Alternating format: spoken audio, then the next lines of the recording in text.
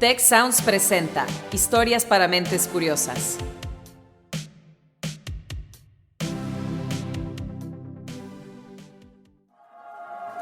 ¿Dónde leíste eso? ¿Cómo te enteraste? ¿Está comprobado? Me interesa ese tema. ¿Cuál es tu fuente? ¿Dónde escuchaste eso? Historias para Mentes Curiosas.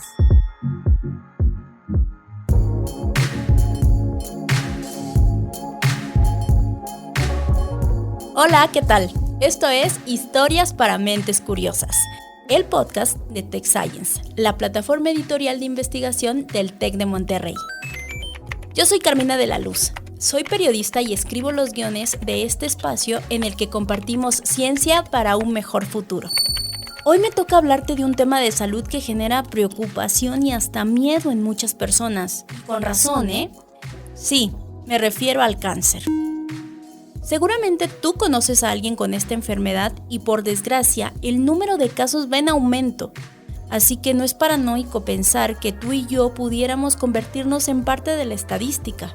1 de cada 5 personas desarrollará cáncer a lo largo de su vida. Por extensión, es probable que cada familia se vea afectada por esta enfermedad, que es la causa de muerte de aproximadamente 10 millones de personas al año. La buena noticia es que al mismo tiempo la ciencia y la tecnología brindan cada vez más esperanza. Habla Augusto Rojas, investigador de la Unidad de Medicina Experimental y Terapias Avanzadas del Institute for Obesity Research del TEC de Monterrey. Aunque la palabra cáncer antes era como una sentencia de muerte en la mayoría de los casos, hoy para muchos tumores ya puede haber una cierta solución, ¿verdad? Y lo que sí podemos decir es que hay tratamientos que prolongan la vida y que mejoran la calidad de vida, que es lo más importante, ¿no? La clave del asunto está en un diagnóstico temprano. Escuchemos a Rocío Ortiz, profesora investigadora de la Escuela de Medicina y Ciencias de la Salud del TEC de Monterrey.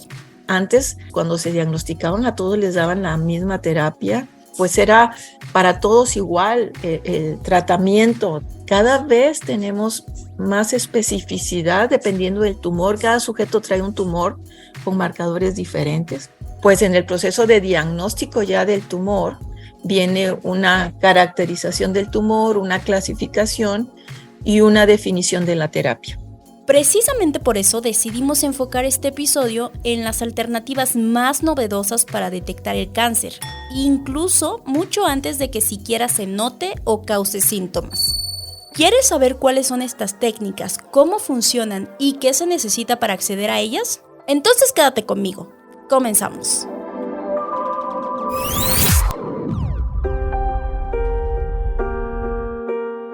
A menudo se piensa que el cáncer es un problema reciente. Sin embargo, es más antiguo de lo que te imaginas. Se han hallado momias con rastros de osteosarcoma, un tipo de cáncer de hueso, y hace 5.000 años los egipcios registraron en papiro la extirpación de tumores de mama mediante cauterización. Por cierto, el papiro incluía una advertencia sobre la enfermedad. Decía, no hay tratamiento.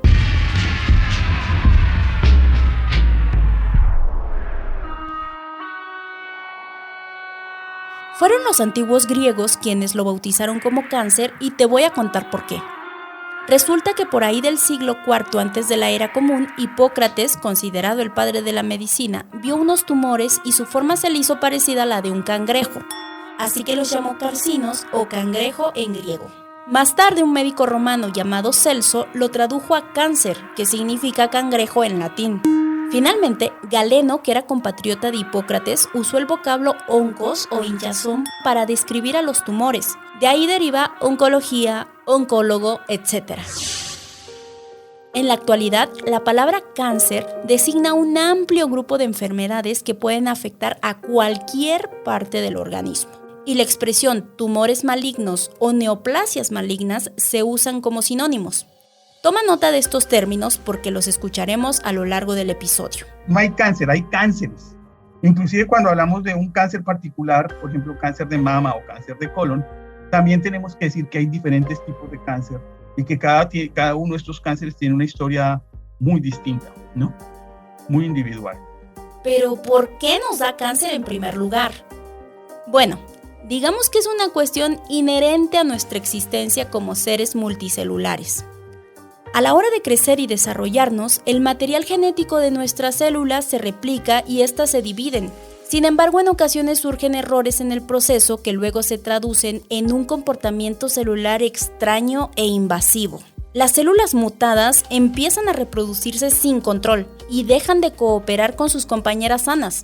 A medida que las sociedades incrementan su nivel de vida y la longevidad se hace más importante, pues el cáncer cobra mayor importancia porque el cáncer va en función del tiempo de vida. Una vez que se superan muchas enfermedades o muchas condiciones como la desnutrición o malas condiciones higiénicas o las enfermedades infecciosas, pues aparecen estas enfermedades crónico-degenerativas y dentro de ellas está el cáncer. Esto se debe a que mientras más viejos somos, mayores son las probabilidades de error en las células. O sea que antes el cáncer era menos común porque la esperanza de vida de las personas también era menor. Pero ojo, no todos los cánceres son productos naturales de nuestra biología. Si así fuera, entonces no habría cáncer en las etapas iniciales de la vida. Veamos cuál es la explicación en esos casos. Puede estar relacionada con los estilos de vida no saludables, ¿no? El mejor ejemplo de un estilo de vida no saludable que es directamente relacionado con el cáncer es el tabaquismo. El principal sitio blanco será el pulmón, pero no es el único. El cigarro también está relacionado con otros cánceres. Lo que comemos también nos puede volver más susceptibles. Por ejemplo, el consumo de carne, sobre todo de carnes procesadas o aquellas en las que intervienen procesos de cocción, de cocimiento, donde hay posibilidad de que se contamine con sustancias químicas como nitrosaminas, pues también incide en el cáncer, ¿no? Ese es el caso particular del cáncer de colon, ¿verdad? Sí, por ejemplo, las carnes ahumadas o las carnes procesadas, las salchichas, pero también es algo que también se ha visto que, por ejemplo, es curioso decirlo, y no sé qué también, pero las carnes asadas también adquieren estas sustancias. Asimismo, condiciones como la obesidad y la diabetes son factores de riesgo. Cáncer de hígado era un cáncer que era raro. Cuando se volvió un poquito más común, estaba realmente asociado al alcoholismo o a las infecciones virales, ¿no? Hepatitis B y hepatitis C. Pero en los últimos años, y particularmente en México, el cáncer hepático está incrementando en prevalencia, que ahora los casos parecen estar más relacionados con alteraciones metabólicas. Además, el entorno que nos rodea suele tener componentes carcinogénicos. Particularmente los físicos, como las radiaciones, o los biológicos, como los virus, por ejemplo el virus del papiloma humano o el virus de la hepatitis B o C. Los agentes químicos como estas nitrosaminas, estos compuestos policíclicos aromáticos, todos tienen que ver con el cáncer, ¿no? Un agente radioactivo que está muy presente en todos los ambientes es el radón, un gas noble, pero que tiene este efecto de ser carcinogénico también, ¿sí? Y que, por ejemplo, está asociado mucho a la urbanización, ¿no? Desde 2010, científicos de la Universidad de Manchester, en Reino Unido, concluyeron que en el pasado el cáncer era extremadamente raro, aún en la población más longeva. Según sus cálculos, publicados en la revista Nature Reviews Cancer, la tasa de este padecimiento y sus distintas manifestaciones se dispararon a partir de la revolución industrial del siglo XVIII. Lo que llamó particularmente su atención fue el incremento del cáncer infantil, demostrando que el fenómeno no podía asociarse solo a que las personas vivimos más tiempo.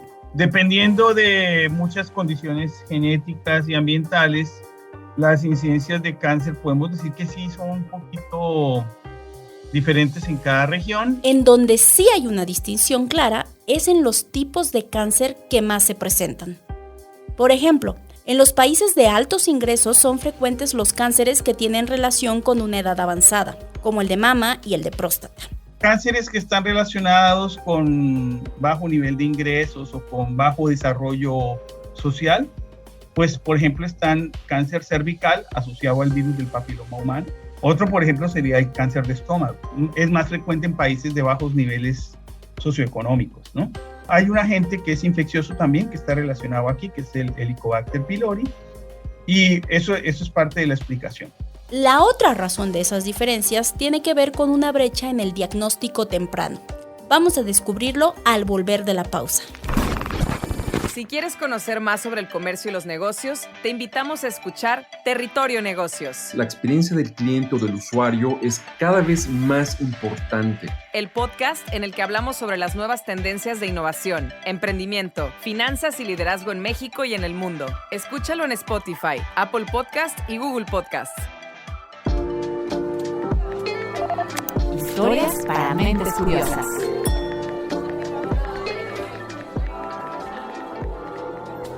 Estamos de regreso en Historias para Mentes Curiosas. Hemos platicado ya sobre qué es el cáncer, cuál es su origen y qué factores de riesgo favorecen su aparición. Ahora ha llegado el momento de meternos por completo al tema del diagnóstico, que como veremos es vital para el tratamiento.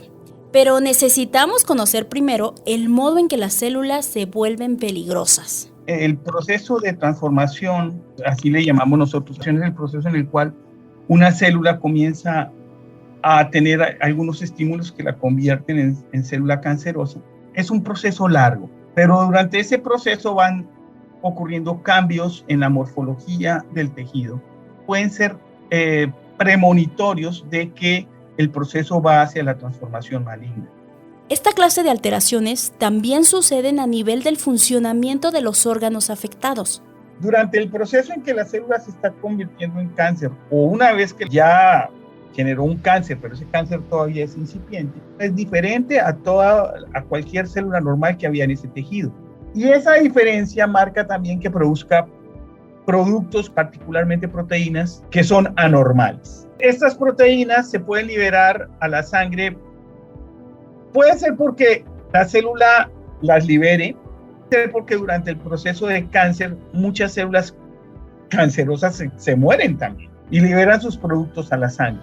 Entonces, o a los fluidos. Toda aquella sustancia que ofrece pistas sobre algún cáncer recibe el nombre de marcador tumoral y junto con el análisis de los tejidos vulnerables apoyan el diagnóstico certero. Te presento a Cintia Villarreal. Soy oncóloga médica, soy especialista en cáncer de mama. Soy la directora de oncología médica del Centro de Cáncer de Mama en el Hospital Zambrano Elion de TecSalud y soy también la líder de investigación sobre cáncer de mama en el Tecnológico de Monterrey. Cuando le preguntamos cómo se diagnostica el cáncer, ella nos respondió lo siguiente. Definitivamente es variable dependiendo pues de muchas cosas, en particular obviamente del lugar o el origen del cáncer. Pues no, obviamente son diferentes tipos de cáncer, un cáncer de mama, que un cáncer de colon o un cáncer cervicouterino. Pero bueno, hay dos maneras como en general que uno puede detectar que hay un cáncer. La primera es en un escenario sin síntomas, mediante estudios de tamizaje o escrutinio en cierta parte de la población. Todos son estos estudios que se recomiendan como un check-up en pacientes a partir de ciertos años, algunos en hombres, otros en mujeres, otros en los dos, en algunos otros en poblaciones de alto riesgo. Y bueno, se promueve mucho pues este tipo de detección del cáncer porque pues si no ha dado síntomas, lo más probable es que se encuentre en una etapa más temprana, que sean tumores más pequeños. Es mucho más probable que se cure. Cada etapa significa cierto grado de extensión del cáncer. Un tumor que mide menos de 2 centímetros y que no tiene ganglios enfermos en la axila es una etapa 1. Si es un tumor más grande o que tiene algunos poquitos ganglios en la axila, es una etapa 2. Cuando es un tumor que mide más de 5 centímetros o cuando hay más ganglios en la axila, sobre todo 4 o más, entonces es una etapa 3. Y cuando el cáncer tiene la oportunidad de viajar hacia otros órganos como el hígado, el pulmón, el cerebro, se le denomina etapa 4 o metastásica. Entre más sea la etapa, pues es menos la probabilidad de que se cure. La Organización Mundial de la Salud señala que los cánceres más comunes son los de mama, pulmón, colon y próstata. Y por fortuna, para todos ellos hay pruebas de tamizaje. Mamografía. Está indicada en todas las mujeres cada año a partir de los 40 o antes si la madre, alguna hermana o tía en primer grado tuvo cáncer de mama. Investigaciones sugieren que una mamografía a tiempo reduce la mortalidad hasta en 1/3 de los casos. Tomografía computarizada de dosis bajas. Permite detectar hasta 70% del cáncer de pulmón en etapas tempranas. Se recomienda a las personas de 50 años o más que son fumadoras o que ya no fuman pero llevan menos de 15 años que lo dejaron. Los análisis de heces en sangre y los exámenes visuales como la colonoscopía son alternativas para detectar el cáncer de colon tempranamente, reduciendo hasta un 30% de la mortalidad. Deben hacerse de forma regular desde los 45 años de edad. La prueba de antígeno prostático en los varones ayuda a detectar hasta 80% de los cánceres de próstata. Se sugiere a partir de los 50 años o desde los 40 si más de un pariente en primer grado tuvo la enfermedad. Adicionalmente existen pruebas de tamizaje que han ayudado a reducir hasta la mitad la incidencia y mortalidad del cáncer de cuello uterino o cervical. Se trata del Papa Nicolau, la colposcopía y los análisis de ADN de virus de papiloma humano, recomendados desde el momento en que las mujeres inician su actividad sexual. Habla de nuevo Rocío Ortiz. La mayoría de la población no va a tener ningún problema, pero entre un 10 y 20%, dependiendo del tipo de tumor, puede ser que se identifique un tumor cuando el individuo ni siquiera sabe que lo trae, ¿sí? Se siente bien, no tiene molestias, pero se le puede identificar que ya tiene un proceso neoplásico. La segunda vertiente de diagnóstico nos la explica a continuación Cintia Villarreal. En alguien que tiene un síntoma y que va al doctor o que va a hacerse algún estudio porque ya hay una sospecha. Entonces, por ejemplo, alguien que detecta que hay una bolita en la mama, pudiera ser alguien que detectó que hay sangre cuando va al baño, en las evacuaciones. Entonces, pues de ahí, bueno, eso no es normal, entonces va al doctor, se hacen chequeos, se hacen estudios y se detecta que hay un cáncer de colon, por ejemplo. Entonces, esa es la otra forma de un diagnóstico temprano, cuando ya hay algún síntoma. Este tipo de diagnóstico es el que más ocurre en países como México y en Latinoamérica en general. En Estados Unidos, la mayoría, casi el 60%, son etapas 1. Y en países de recursos limitados, alrededor del 60 hasta el 70% de las pacientes, incluso en algunos países, se diagnostican con cánceres de mama etapas 3 o 4. Entonces sí es un contraste bien diferente. ¿Por qué pasa eso? Pues porque no se hace lo que te conté. Uno es que en nuestros países no hay sistemas de detección de tamizaje de cáncer eficientes. Para que se considere eficiente, un programa de tamizaje debería cubrir al menos 70% de la población objetivo. De toda la gente que se tiene que hacer mamografías, para que se considere que es adecuado ese programa, el 70% de las mujeres tendrían que haberse hecho las mamografías. Y para que lo pongamos en contexto, en México más o menos alrededor del 23, 24, 25% máximo de las mujeres que necesitarían hacerse una mamografía se la hacen. Entonces, pues estamos muy lejos de tener un programa de escrutinio o tamizaje eficaz. Pero eso no es lo peor, sino que inclusive cuando hay síntomas, el diagnóstico del cáncer en nuestros países es muy lento. Una mujer en el sistema público de salud se ha demostrado que puede tardarse cerca de 7 meses en que se encuentra una bolita, ya ella ve que hay un problema y que empieza el tratamiento. Y esto se ha documentado en estudios que puede llevar a ser de 7 meses, lo cual pues es una catástrofe. La entrega de resultados de un buen tamizaje no debería exceder más de 2 semanas. Y si el diagnóstico se da a partir de un síntoma, el paciente tendría que estar recibiendo tratamiento máximo 3 meses después, sin saltarse ningún paso. Siempre se tiene que confirmar con una biopsia. Sin una biopsia no hay un diagnóstico. En la mayoría de los casos no se necesita hacer una biopsia que le llamamos quirúrgica. No se lleva a la paciente a quirófano y se le quita todo el tumor y luego sabes qué es. No, tienes que hacer una biopsia que se llama por Trucut, que es por una aguja gruesa que se hace generalmente por los radiólogos o en el consultorio, pero se toma un pedacito de tejido del tumor, eso se manda a analizar, se tiene un diagnóstico, se sabe además qué tipo de cáncer es, porque los cánceres pueden ser de varios tipos, el cáncer de mama no es igual, hay varios tipos y así otros cánceres como el de pulmón.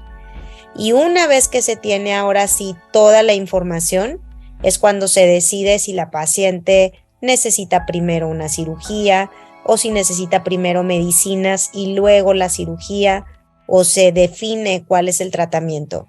Para cerrar las brechas en este proceso, Cintia Villarreal y sus colaboradores lanzaron en Nuevo León, México, un programa de navegación llamado Alerta Rosa, donde el paciente, el familiar, el doctor, la técnica que hace la mamografía, quien sea puede activar una alerta. Entonces llaman a un número o nos contactan a través de redes sociales y entonces nosotros vamos guiando a la paciente a que haga todos los pasos. Así puede decidir, por ejemplo, el sitio para hacerse una prueba. En Alerta Rosa tenemos varios gabinetes que están asociados con diferentes tipos de precios en diferentes lugares en Nuevo León y entonces vamos guiando a la paciente paso a pasito para saber qué es lo que tiene que hacer, a dónde tiene que ir, si hay un resultado anormal, entonces pues que ahora dónde se tiene que hacer la biopsia. Según datos publicados en 2018 en la revista Oncologist, Alerta Rosa ha reducido a una mediana de 33 días el tiempo entre que se activa la alerta y que la paciente inicie un tratamiento. Increíble, ¿no crees? La iniciativa cuenta con el reconocimiento de la OMS y podría adaptarse a otros contextos más allá de Nuevo León. Lo que estamos pugnando mucho es que se le metan recursos del gobierno, de las instituciones, de la sociedad civil, a que las pacientes o las mujeres que ya tienen un síntoma, que acudan rápido, que se les atienda rápido, que vayan a lugares que sean de calidad, que las pongan en una fila distinta, que no las manden a la cola, que digan, no, pues hay cita hasta dentro de 5 meses en el IMSS. No, esas pacientes ya tienen un problema, entonces hay que ponerlas en la fila rápida. Eso es lo que creemos que al menos en un como tiempo más corto pudiera hacer la diferencia de decir, no se diagnostican el 60% de las pacientes en etapas 3 y 4, sino ahora se diagnostican en etapas 2. Acompáñame a una pausa y al volver conoceremos otros esfuerzos capaces de acelerar todavía más el diagnóstico de cáncer. Listen to The Conscious Capitalists. Timothy Henry and Raj Sisodia, co-founders of the Conscious Capitalism movement and co-authors of Conscious Capitalism, The Field Guide, get together and discuss current topics from the perspective of enlightened and conscious students, leaders, and organizations. Available on Spotify, Apple Podcasts, and Google Podcasts. Historias para mentes curiosas.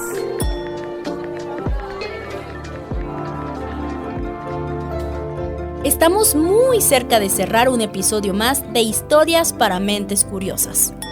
Pero antes quiero compartirte algunas de las técnicas más innovadoras para detectar y dar seguimiento al cáncer. ¿Te acuerdas que platicamos sobre los marcadores tumorales? Bueno, esa es un área bastante prometedora.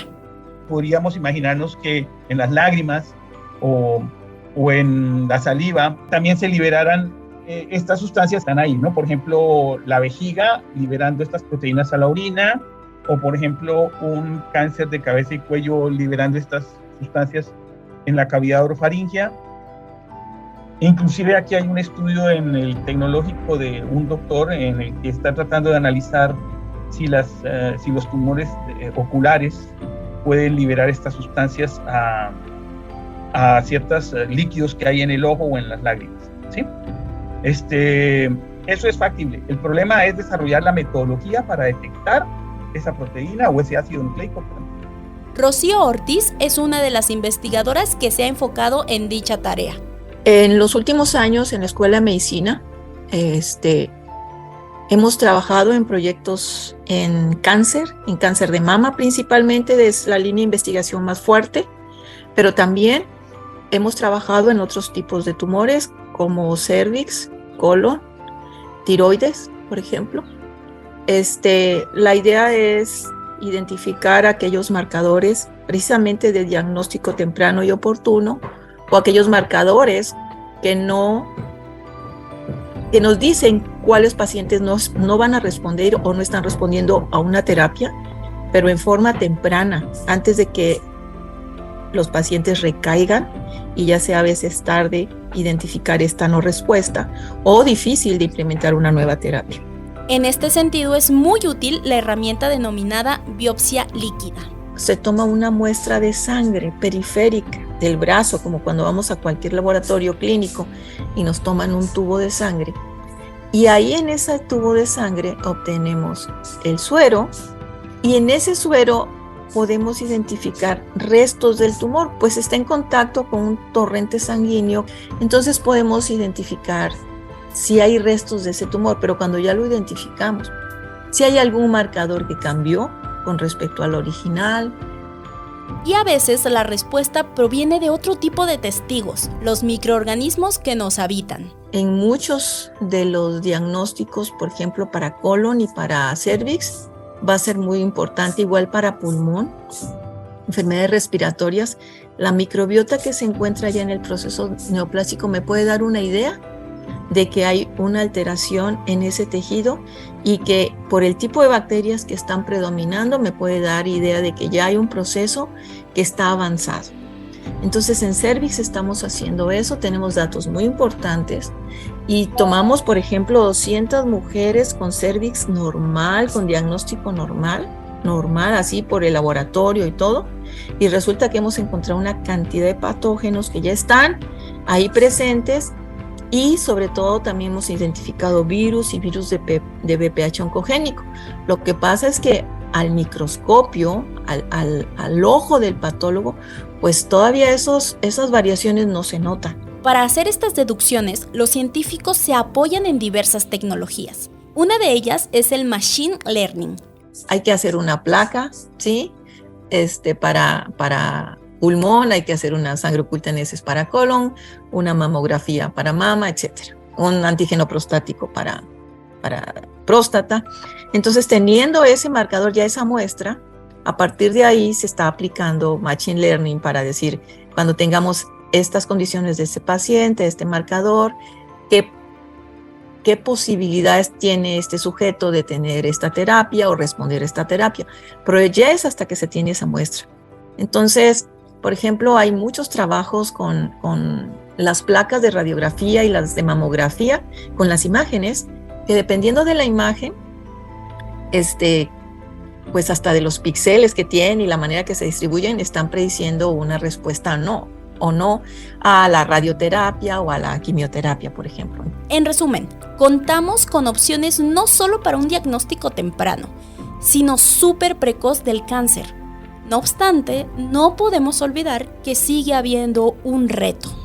Sí hay algunos grupos que pueden tener estos privilegios, pero pues la población general no siempre. Y bueno, esta es una asignatura pendiente, ¿verdad?, en nuestro sistema de salud. Hacer extensivo todas estas ventajas o privilegios que la tecnología nos da.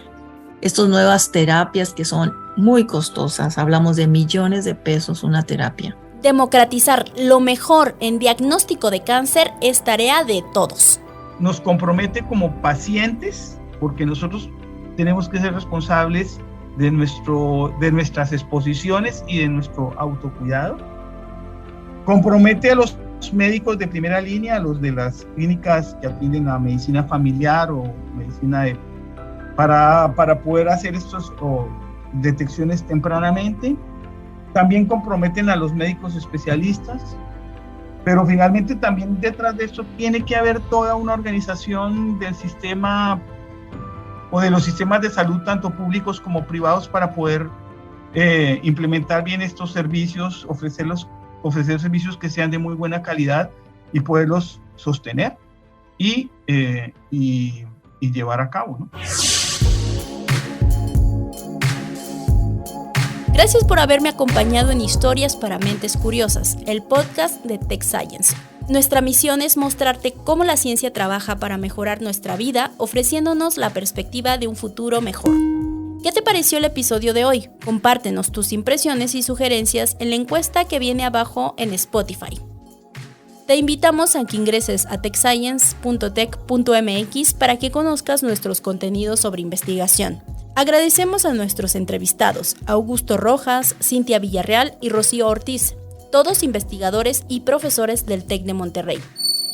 En esta entrega colaboramos Inés Gutiérrez a cargo de la investigación y las entrevistas, el guión es de una servidora. Karina Rodríguez hizo la edición, Orlando Oliveros estuvo al frente de la producción y la dirección de voz. Yo soy Carmina de la Luz y nos escuchamos pronto.